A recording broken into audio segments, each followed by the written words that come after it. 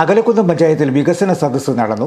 തദ്ദേശ സ്ഥാപനങ്ങളിൽ 2021-25 കാലയളവിൽ നടന്ന വികസന പ്രവർത്തനങ്ങളെക്കുറിച്ചും തുടർന്ന് നടപ്പാക്കേണ്ട വികസന പദ്ധതികളെക്കുറിച്ചുമുള്ള ആശയങ്ങൾ പങ്കുവച്ചുകൊണ്ട് സംഘടിപ്പിക്കുന്ന വികസന സദസ്സുകളിൽ ആദ്യത്തേതാണ് അകലക്കുന്നം പഞ്ചായത്തിൽ നടന്നത്.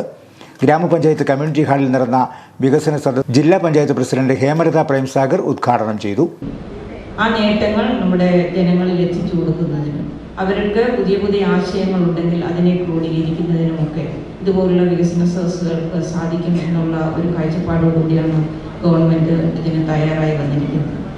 ഇവിടെ നമുക്കെല്ലാവർക്കും അറിയാവുന്നതുപോലെ നമ്മുടെ സമൂഹത്തിൽ പഴയ വികസന കാഴ്ചപ്പാടുകളൊക്കെ മാറി ആധുനിക ലോകത്ത് ആധുനിക രീതിയിൽ നമ്മുടെ സമൂഹം എങ്ങനെ മുന്നോട്ട് പോകണം എന്നുള്ള ഒരുപാട് പുതിയ പുതിയ ആശയങ്ങൾ നമ്മളുടെ എല്ലാവരുടെയും മനസ്സുകളിലുണ്ട്. ഗ്രാമപഞ്ചായത്ത് പ്രസിഡന്റ് സിന്ധു അനിൽകുമാർ അധ്യക്ഷയായിരുന്നു.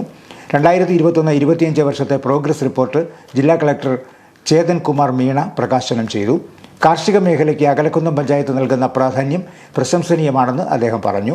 കുട്ടികളെ കൃഷിയിലേക്ക് ആകർഷിക്കുന്നതിനുള്ള പദ്ധതി പഞ്ചായത്തിന്റെ വികസന കാഴ്ചപ്പാട് വ്യക്തമാക്കുന്നുവെന്നും അദ്ദേഹം പറഞ്ഞു. Pampady block panchayat president Betty Roy മുഖ്യപ്രഭാഷണം നടത്തി.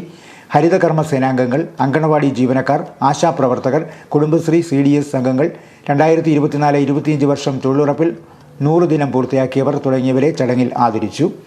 ഗ്രാമപഞ്ചായത്ത് വൈസ് പ്രസിഡന്റ് മാത്തുക്കുട്ടി ഞായർകുളം, തദ്ദേശ സ്വയംഭരണ വകുപ്പ് ജോയിന്റ് ഡയറക്ടർ ബിനു ജോൺ, ദാരിദ്ര്യ ലഘൂകരണ വിഭാഗം പ്രൊജക്ട് ഡയറക്ടർ ബെവിൻ ജോൺ, സ്ഥിരം സമിതി അധ്യക്ഷരായ ശ്രീലത ജയൻ, ജേക്കബ് തോമസ് താന്നിക്കൽ, ജാൻസി ബാബു, ബ്ലോക്ക് പഞ്ചായത്ത് അംഗം അശോക് കുമാർ പൂതമന, G. മനോജ് കുമാർ എന്നിവർ പ്രസംഗിച്ചു.